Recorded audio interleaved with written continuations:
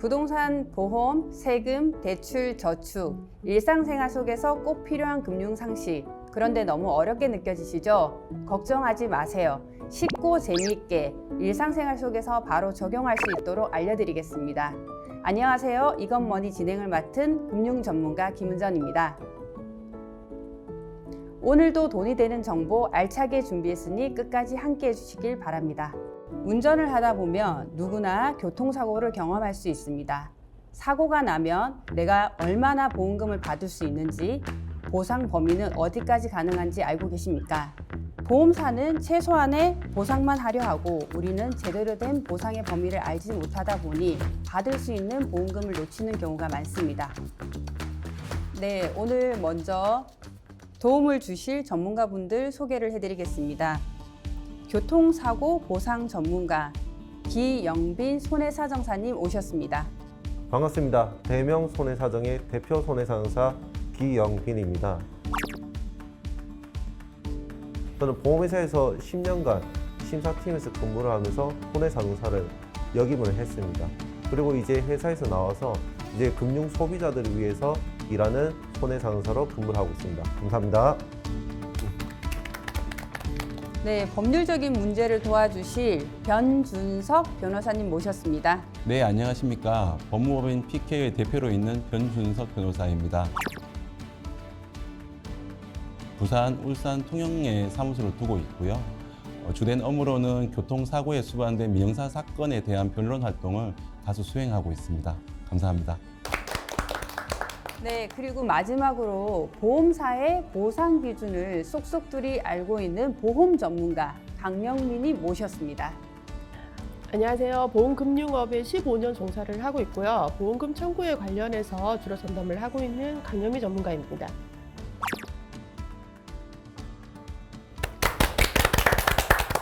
다들 조금 분위기가 조금 어색하기도 하네요. 자, 그럼 본격적으로 시작을 한번 해볼까요? 첫 번째 질문 들어가겠습니다. 교통사고가 발생하면은 정말 당황스럽거든요. 제일 첫 번째 뭘 해야 하는지 손해사정사 기준, 변호사 기준, 보험 전문인 기준으로 해서 짧게 답변 좀 알려주세요. 네. 알기 쉽게. 우선은 우리가 교통사고 나게 되면 사실 정말 정신이 없을 수가 있어요. 사실 우리가 손해사정사라든지 우리 변호사님이라든지 우리 보험 전문가님께서 다 알고 계시기 때문에 이렇게 행동해야지 저렇게 행동해야지 다들 잘 알고 계실 건데 우리 일반 보험 소비자 또는 이제 도로 주행하시는 일반 분들이 좀 아셔야 될 게 뭐냐면 첫 번째 일반 도로 상황 같은 경우에는 우선 교통이 체증을 유발을 할 수가 있습니다. 교통사고가 맞아요. 그렇죠. 맞아요. 그렇기 때문에 우선은 도로 상황에 피해가지 않도록 우선 현장 사진부터 찍어서 이제 보험회사 직원들이 알기 쉽도록 해주는 게 중요하고 그게 다 끝났다고 한다면 이제 교통이 다시 원활하게 돌아갈 수 있도록 갓길에 차를 대는 게 저 먼저라고 생각하고 있습니다. 그리고 이제 변호사라서 말씀을 드리면 사고가 발생하면 정말 정신이 없습니다. 지금 내가 지금 뭘 하고 있지? 그리고 누구한테 전화해서 물어봐야 되지? 그리고 지금 상대방에서 걸어오는 사고 상대방한테 어떻게 대응해야 되지? 전혀 이 상황 판단이 되지 않습니다. 정신 꽉 차리셔야 됩니다. 그리고 누구한테 잘못인지 여부는 후차적인 문제일 뿐입니다. 제일 먼저 해야 될 일은요. 여러분들의 몸 상태입니다. 사고가 발생하면 아드레날린이 솟구쳐서 본인이 어떤 부위에 다쳤는지에 대해서 잘 파악이 되지 않습니다. 최대한 본인 몸에 대해서 신경을 쓰셔서 본인 몸에 아픈 사항은 없는지부터 제일 먼저 챙겨보십시오. 두 번째는 사고가 발생하면 상대방 차량 운전자가 우리 합의합시다. 우리 차라리 경찰에 신고하지 말고 우리끼리 좋게 합의해요 라고 제안하는 경우가 꽤 많이 있습니다. 그럴 경우에는 절대 합의 제안을 응낙하시면 안 됩니다. 왜냐하면 합의를 하고 나서 뒤늦게 본인의 아픈 부위가 발견돼서 손해가 발생하는 경우에도 그 손해배상금을 받지 못하는 경우가 있습니다. 제일 마지막으로 중요한 부분은요. 손해사정사님께서 말씀을 주셨습니다. 증거를 내 편으로 만들어야 됩니다. 사고가 발생하면 자동차에 설치되어 있는 블랙박스를 최대한 빨리 확보를 하십시오. 그리고 두 번째는 도로에 설치되어 있는 CCTV 역시 확보가 필요합니다. 그리고 사고 현장에 나열되어 있는 여러 가지 사고 현장 차량의 이동 상태, 차량의 지금 현재 상황에 대해서 스마트폰으로 최대한 촬영하시길 권유드립니다. 그래야만 증거가 여러분의 편이 됩니다. 어떤 분들은 보험회사 접수를 하는 것만으로도 나의 자동차 보험료 할증에 영향을 주지 않을지 걱정을 하시는 분들이 많은데요. 본인의 몸 상태를 먼저 체크를 해보시고요. 본인이 가입을 하고 있는 자동차 보험회사에 일단 접수를 하시는 게 먼저입니다. 실제로 자동차 보험 회사에 접수를 하셔야 되는 이유는 아까 변호사님 말씀하셨듯이 자동차 사고가 났었을 때 이 사고 처리를 어떻게 해야 될지 진행해야 될지 잘 모르시는 분들이 많으신데 보험회사 접수를 하시면은 실제로 사고가 난 시간도 기재가 되어 있고요. 그리고 사고가 났었을 때 그 다음에 견인차가 필요할지 아니면은 몸 상태에 따라서 119 구급차가 필요할지에 관련하여서 보험회사가 아주 손쉽게 설명을 해드릴 수 있습니다. 저는 직접 제가 사고를 한번 난 적이 그래요? 있는데 쿵 이렇게 사고가 났을 때 너무 무섭더라고요. 또 어떻게 제가 뒤에서 받았기 때문에 100대 0이 나온 상황이거든요. 근데 제가 제일 먼저 했던 행동이 일단 가서 사과를 한 거. 뭐 얼마든지 보험사를 통해서 처리를 해줄 테니 편안하게 이야기를 해달라. 그리고 출근 시간이었기 때문에 계속 차가 이렇게 오고 있는 상황이었거든요. 근데 네. 차를 그냥 바로 뺀 상황인데 추후에 알고 보니까 사진을 안 찍어서 제가 그냥 100을 좀 당하게 된 케이스인데 지금 변호사님 얘기 들어보니까 사진은 필수적으로 찍어놔야 되겠구나 이런 네. 부분을 좀 더 알게 되네요. 그런데 MC님 상당히 양심적이시네요. 보통 사고가 발생을 하면 네. 내 100% 내 잘못이다라고 하시는 분들이 많이 없으세요. 근데 네. 뒤에서 제가 받았는데요. 보통 그런 경우에는 뒤에 있는 차량에서 안전거리 미확보라고 또 주장하시는 분들도 꽤 많으시거든요. 네네네. 근데 정말 양심적이십니다. 네. 그 보험회사에 그 신청을 하게 되면은 뭐 대인, 대물 이런 내용이 있더라고요. 네네, 맞습니다. 그 두 개 다 접수를 해야 되나요? 네, 일단 지금 사고가 나서 나의 몸 상태를 저희가 객관적으로 판단을 할 수가 없기 때문에 일단은 나의 대물 대인 그리고 상대방의 대물 대인을 함께 접수를 하시는 게 좋고요. 설사 내가 접수를 하였다 하더라도 나중에 시간이 경과한 후에 취소를 하시면은 나의 보험료 할증에는 전혀 영향을 주지 않기 때문에 처음 보험회사 접수를 하실 때 한꺼번에 하시는 것을 추천을 해드립니다. 그 손해사장사님 그 무조건 접수를 해야 되나요? 사실 우리가 이렇게 사고가 났다 해서 우리가 무조건 보험 접수를 뭐 해줘야 되는 건 아닙니다. 사실 우리 보험 사기 중에서 사실 교통사고에 대한 보험 사기가 사실 통계적으로 제일 많다라고 볼 수가 있는데요. 그래서 이제 우리가 교통사고가 났을 때 정말 이거는 내가 정말 잘못이 없는 것 같은데 아니면 상대방이 고의적으로 사고를 유발한 것 같다. 이런 경우에는 보험 접수를 해줄 필요가 없습니다. 그렇다고 한다면 많이들 물어보십니다. 이게 과연 내가 접수를 안 해줬다고 해서 뭐 형사적으로 문제가 되는 거 아니냐? 뭐 경찰이 뭐 압박해서 뭐 형사도 내가 이제 처벌을 받을 수 있는 거 아니냐? 맞아요. 그런 이제 상담들이 굉장히 많이 들어오십니다. 맞습니다. 자, 그런 경우에는 우리가 보험 접수를 해주지 않았다고 해서 뭐 형사적인 피해를 전혀 받지는 않습니다. 우선은 그 선제 조건은 경찰서에 접수를 해서 내가 사고 현장에서 도주를 하거나 회피를 했다는 그런 부분이 아닌 경찰서 접수를 해서 이 사고에 대해서 시시비비를 따져봐서 내 잘못이 있다면 보험 접수를 해주거나 하시면 됩니다. 맞습니다. 근데 반대의 경우도 있습니다. 예를 들어서 실제로 본인이 부상의 정도가 나타났음에도 불구하고 상대방의 차량에서 일방적으로 대인 접수를 해주지 않는 경우도 있거든요. 이런 경우에는 사실은 이제 본인이 그런 피해를 봤음에도 불구하고 이제 자동차 보험에서 접수를 해주지 않는 상대방 때문에 치료를 못 받는 경우도 있습니다. 그런 경우가 있어요? 네. 내가 아픈데? 네, 그런 경우도 오. 있습니다. 이런 경우에는 내가 가입한 자동차 보험에 먼저 접수를 하시는 방법도 있고요. 그리고 상대방에게 대인 접수를 말씀을 하셨는데 만약에 접수를 해주지 않는다면은 상대방 가입 차량주한테 말씀을 하실 게 아니라 상대방 보험회사에 접수를 해달라고 요청을 하시는 방법도 있습니다. 아, 그분이 신청을 하지 않아도 내가 네. 만약 대인 신청을 해달라고 했는데 네. 나 해주기 싫어라고 만약에 거부를 당했다라고 네. 하면은 제가 그 상대 측의 보험회사에다가 네, 강제로 접수를 하는 방법도 강제가 있습니다. 되구나. 그죠? 네, 강제가 변호사님, 된다고 그게- 합니다. 그게 네. 직접 청구권이지 않습니까? 네, 네, 맞습니다. 맞습니다. 뭐 직접 청구권 절차에서 말씀드릴 건데요. 안 그래도 보험 전문가님께서 어쨌든 거부를 하는 경우에 그러면 사실 아까 제가 말씀드렸다시피 경찰서에 신고가 들어가게 되면 상대방 보험사가 네. 어딘지를 알 수가 네. 있습니다. 사실 아. 개인이 상대방 보험사 어딘지 알 방법은 사실 전혀 없습니다. 만약에 네. 가해자라고 우리가 좀 지칭하는 분이 나 보험사 어딘데 나는 해주기 싫다 이러지는 않거든요. 네. 그냥 사고 접수 나는 해주기 싫다. 그러면 나는 보험사를 알아야지 강제 접수를 할 건데 네. 그러면 경찰분한테 신고를 하시고 나서 상대방 보험사를 알고 싶다 하면 우리가 이제 보험사를 가르쳐 줍니다. 자, 그러고 나서 우리가 검찰로 송치되고 나면 교통사고 사실 확인원이라는 게 나옵니다. 맞습니다. 네, 그거를 가지고 본인이 자비로 또는 내 보험으로 치료를 하신 진단서를 가지고 이제 그 보험회사에 직접 청구권을 행사하시면 보험회사는 7영업 일내로 그 부분에 대해서 검토를 해줘야 됩니다. 네. 제가 이제 맞습니다. 궁금한 게 두 가지가 있는데요. 나오지 않았던 내용이거든요. 네.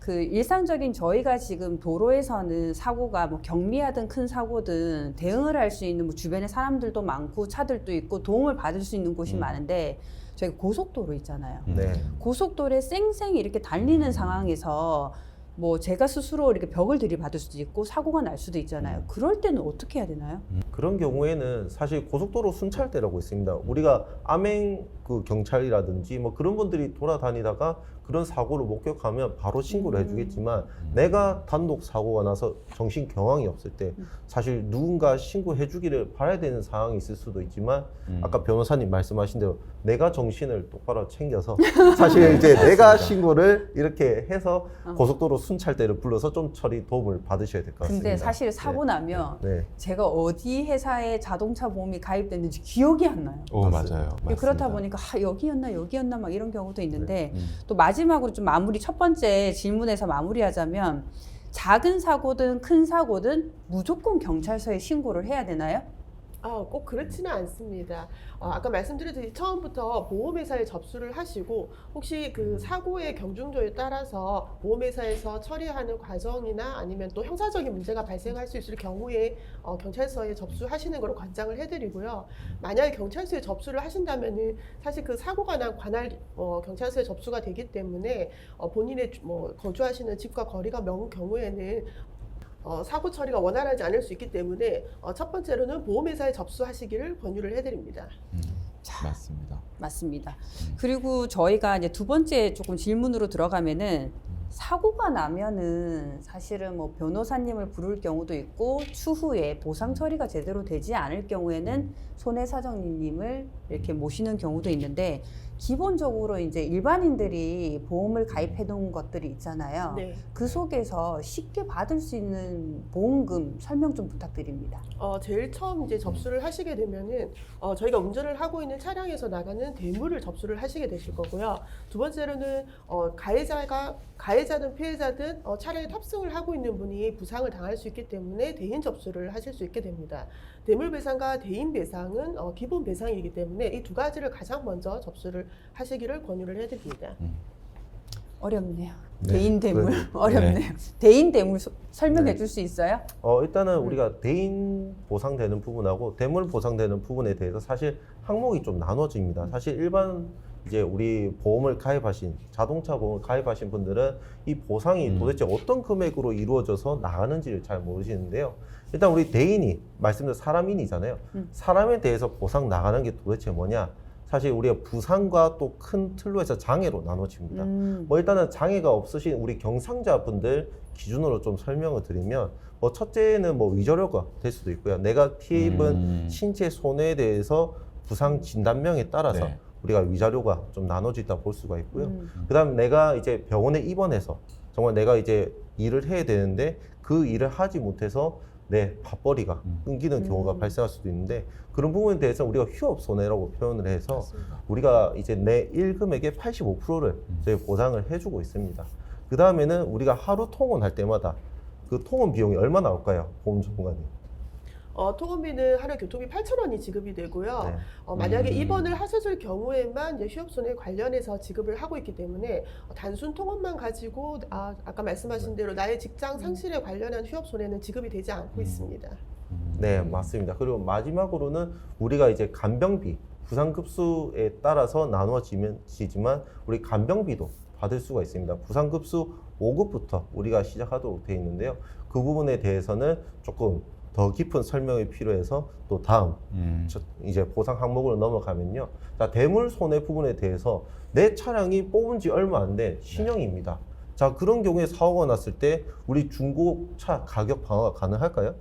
힘들 것 같아요. 네. 네. 내가 피해 입어서 내가 손해를 왜 입어야 되냐? 내 과실이 없는데 내 차에 대한 피해에 대해서 중고차 가격 방어가 안 된다. 그럴 때는 우리가 경락 손해라고 우리가 이걸 경락 손해라고 우리가 표현을 합니다. 마사지 경락 아니고? 네, 그런 경락 아니고요. 사실 한자는 모르겠지만 자, 우리 영어를 이제 그렇게 쓰고 있는데요. 그러면 우리가 그 차량의 피해 부분에 대한 감가상각 비용에 대해서 네, 보상을 해주고 있습니다. 그리고 휴차료 우리가 맡기게 되면 뭐 한 달이 될 수도 있고 네. 외제차가 좀 이제 좀 드문 것 같은 경우에는 뭐 2달도 뭐 이제 차량이 세워져 있는 경우가 있습니다.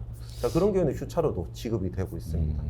그러면 또 추가적으로 청구해서 받을 수 있는 보험금이 또 있을까요? 네, 있습니다. 아까 그 손해사전사 분께서 말씀하셨던 자기 신체 사고나 자동차 상해에서 발생하는 부분을 받으실 수도 있지만 본인이 가입을 하고 있는 실손보험에 청구를 해서 받을 수 있는 경우도 있습니다. 대부분은 자동차 사고가 발생을 했을 때 실손보험은 중복으로 보상이 되지 않는다라고 많이들 알고 있으시거든요. 근데 실제로 실손보험에서는 예를 들어서 나의 과실이 없는 무과실이라 하더라도 지급이 되는 실손보험이 있고요. 대부분은 쌍방으로 과실이 있을 때 지급되는 실손보험이 있기 때문에 잘 모르시는 경우에는 주변의 전문가와 상의를 하셔서 교통사고 후에 꼭 지급을 받으시면 도움이 되실 것 같습니다. 그게 몇 세대 실손만 받을 수 있을까요? 무과실 같은 경우에는 상해 의료비에 관련해서 40% 지급을 받을 수 있고요. 이제 물론 이제 사고가 무과실인지 쌍방 과실인지에 따라서 지급률이 조금 다르게 지급이 됩니다. 근데 3세대나 4세대 같이 최근에 가입을 하신 분들도 쌍방 과실이 있는 경우에는 지급을 받으실 수 있습니다. 근데 많은 분들이 그 교통사고 관련해서는 실비에서 보상을 못 받는다라고 네, 아마 맞습니다. 많이 알고 계셨을 것 네, 같은데 네. 보상이 된다라는 거죠? 네, 맞습니다. 그러니까 모두 다가 발생을 해서 받을 수는 없지만 본인이 가입하고 있는 실손이 언제 가입을 하였던 실손 보험인지 그리고 무과실인지 쌍방 과실인지에 따라서 다르게 적용을 받으실 수 있기 때문에 잘 모르시는 경우에는 보험사 직원과 상담을 하시던지 아니면 가입을 하셨던 자동차 보험 담당자 직원과 상의를 해보시고 또 추가적으로 청구는 3년 안에 하실 수 있으니까요. 못 받으시던 보험금이 있으시다면 지급 받으실 수 있도록 하시면 좋으실 것 같습니다. 네, 많은 분들이 자동차 보험이나 운전자 보험을 가입을 하시고 실상으로 이제 많은 혜택을 보시는 분들이 많은데 그럼에도 불구하고 기본적인 거를 또 모르시는 분들이 있을 수 있거든요. 만약에 내가 100% 과실이 있을 수도 있잖아요. 그리고 또 내가 100% 피해자인 경우도 있잖아요. 여기에 따라서 뭐 과실 여부에 따라서 보험금 지급이 확 달라지고 이런 게 있나요? 아니면 뭐 말을 어떻게 하느냐에 따라서 또 달라지는 게 있는지. 네, 정말 좋은 질문이십니다.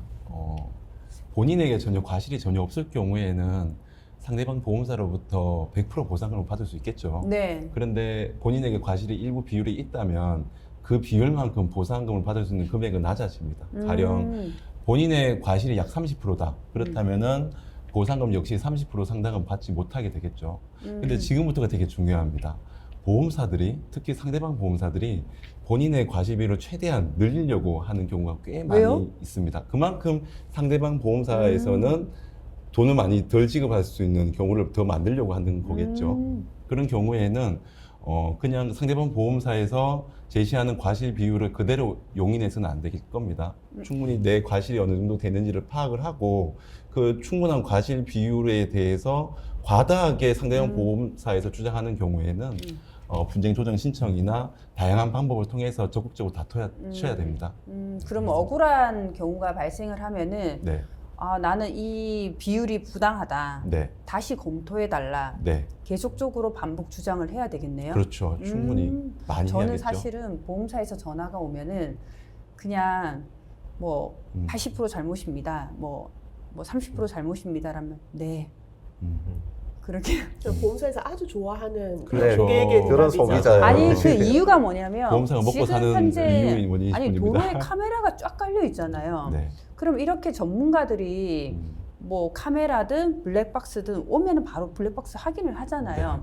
확인을 하고 하기 때문에 이분들이 틀릴까 이런 생각을 했었는데 그래도 한 번 더 확인을 하라 이런 맞습니다. 얘기구나. 맞습니다. 네, 아까 변호사님이 말씀하셨던 것처럼 우리 네. 분쟁 조정 관련해서 저희가 이제 보험회사 안에서 실무를 했을 때 우리 교통사고 분쟁조정위원회라고 있습니다. 사실 그 분쟁조정위원회를 통해서 내가 가해자가 아니라고 과실 비율이 정말 부당하게 느껴지면 보험회사 심사 직원한테 요청하면 분쟁조정위원회에 신청을 해줍니다. 만약에 거기서도 불복하게 되면 우리가 보험사 직원들끼리 소송을 가게 되는 거죠. 거기서 과실 비율이 바뀔 확률이 사실 많지는 않지만 가끔 이제 법원에 가면 판사들이 과실 비율을 분쟁조정위원회에서 만약에 7대3이 나왔다고 했을 때 그게 갑자기 뭐 6대4 또는 가해자 피해자가 변경되지는 않지만 그 비율 자체가 변경될 여지는 제 실무상에 있었던 것으로 기억합니다. 맞습니다. 제가 그 교통사고가 좀 잘 나는 편이긴 한데 최근에 났던 사고인데 이거 네. 정말 궁금해서 제가 변호사님한테 네, 한번 물어볼게요. 그 아파트에 진입을 하는데 이렇게 내려가는 길과 올라오는 길인데 네. 올라오는 차가 제 차 뒤에를 쿵 부딪혔어요. 네. 그래서 저는 당연히 이제 멈출 줄 알았는데 그 차가 그냥 가버린 거예요. 네. 그래서 제가 찾았거든요. 네. 그 차를 주차장에 주차가 돼 있는 차를 네. 이거는 뺑소니에 해당이 되나요? 안 되나요? 그 사고가 난 경위를 먼저 확인해 보는 게 되게 중요합니다. 결국에는 그 올라온 차량이 있지 않습니까? 네네. 그 차량이 뭐 예를 들어서 단적으로 말씀드리면 중앙선을 침범을 해서 지금 MC분의 차량의 뒷부분을 부딪혔다면 이거는 명백한 과실이겠죠. 그리고 부딪혔다면은 어느 정도 사고가 났다라는 것을 인지할 가능성도 크겠죠. 맞죠. 그렇다면 명백히 뺑소니죠. 그런 경우에는 특정범죄 가중처벌에 관한 특례법에 따라서 엄연히 형사처벌 대상이 됩니다.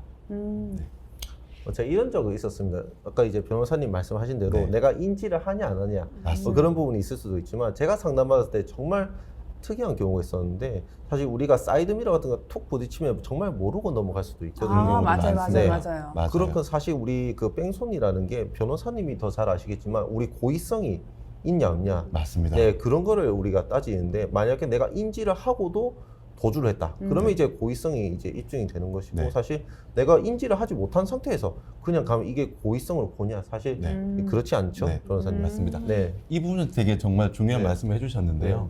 결국 고의가 인정돼야만 형사처벌이 음. 대상이 되는데 고의의 정도에 대해서는 미필적 고의라는 영역이 있습니다. 고의 중에서 제일 낮은 영역입니다. 쉽게 말씀드리면 내가 사이드미러를 쳤을까 안 쳤을까?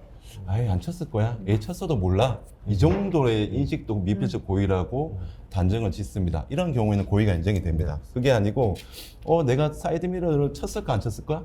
안 쳤을 거야. 설마 내가 쳤으리라고. 이 정도는 미필적 고의보다 그 밑에 있는 과실의 영역에 포함이 됩니다. 이런 경우는 처벌 대상이 아니죠.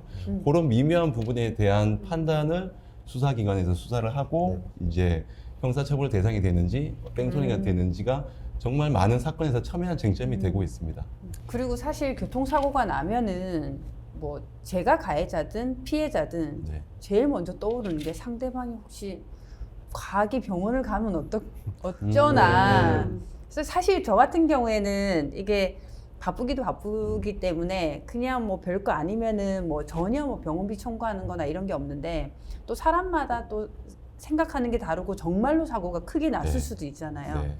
그럼 병원비 걱정밖에 사실은 좀 안 되는 경우가 있는데 보험사에서 병원비 빼고 또 나오는 뭔가를 받을 수 있는 게 있나요? 많은 분들이 보험을 가입하면 깨알 같은 특약들이 있다 보니까 잘 모르고 놓치는 경우가 굉장히 많을 것 맞습니다. 같아요. 좀 네. 어때요? 만약에 그런 경우라고 한다면은 본인이 가입을 하신 상해보험이나 그리고 특히 운전자 보험 그리고 종합건강보험의 특약으로 아마 가입이 되어 있을 확률이 높은데요. 교통사고로 골절이 된다고 하더라도 골절 진단비 그리고 골절로 인한 수술비 그리고 입원비 등은 지급이 가능하고요. 그리고 아까 그 MC님 말씀하셨던 보통 경상 환자라고 해서 네. 저희가 이제 부상급수가 낮은 분들, 특히 12에서 14급에 해당하는 환자분들이 전체 교통사고의 70% 이상을 차지를 하거든요. 근데 이분들이 차지하는 이제 보험금 지급률이 워낙 높기 때문에 2023년도 1월부터는 경상 환자분들도 진단서를 의무적으로 제출하는 법이 제정이 되었습니다. 그래서 이분들 같은 경우에는 만약에 사고가 나서 4주가 지났다 그러면은 2주 단위로 진단서를 제출을 하셔야지만이 다시 병원 진료를 계속해서 보실 수가 있고요. 그 전 같은 경우에는 제 주변에 사실 피해자분이 네. 아니라 가해자분으로 이제 과실이 높으신 분이었는데 상대방 피해자분이 3년 동안 병원을 가신 분도 있었습니다. 3년이요? 네. 근데 중증이었겠지. 아닙니다. 경상 환자분이셨고 3년 동안 병원 진료를 보신 분도 있었습니다. 이런 분들 때문에 보험금 지급 누수가 심각하였기 때문에 2023년도 1월부터는 경상 환자라고 하더라도 2주 단위로 진단서를 의무로 제출할 수 있도록 바뀌게 되었습니다. 소송에 휘말린다고요? 그렇죠. 형사상 합의금 그리고 벌금 3천만 원까지 벌금이 지급이 될 수 있기 때문에 제가 물어보시는 유형이 첫 번째가 뭐냐면